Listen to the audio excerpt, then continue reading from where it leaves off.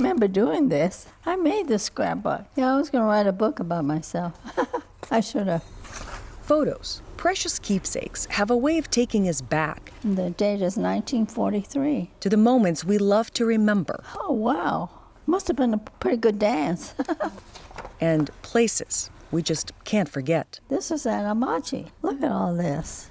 Oh, dear. Marion Takehara had a reason to keep all this. Amache, senior high school. Not only for the book she wanted to write, she kept the evidence of how life changed because people who looked like her suddenly became a national security threat after Japan bombed Pearl Harbor. And that's when everything changed.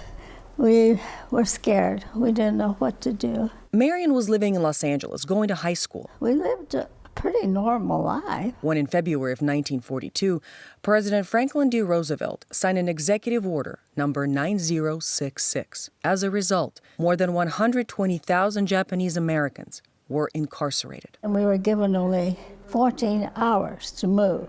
Mary and her family were forced to leave everything. We had to put our dog to sleep because we didn't know what to do with him. People that came in and wanted to buy everything we had and stuff, things like that. But that night before we left, we all slept on the floor.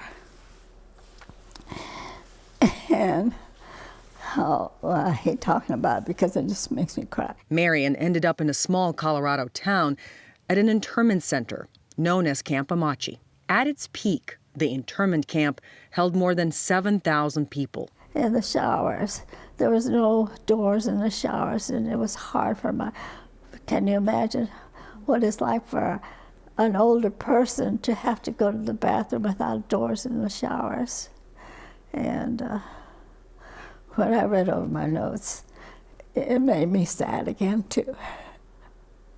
But we got over it, we got over it, we got over it. Marion says she was never bitter. She isn't now. I have met many wonderful people. I've had a wonderful life.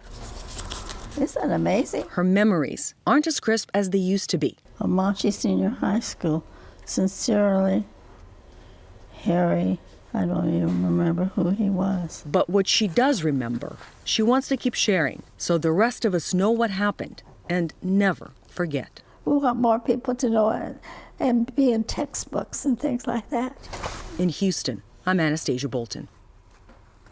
So where Mrs. Takehara and her family was taken and lived in southeastern Colorado is near the Kansas state line. It's Amache. It's just become part of the national park system. The idea is to preserve and protect it so America does remember what happened 80 years ago.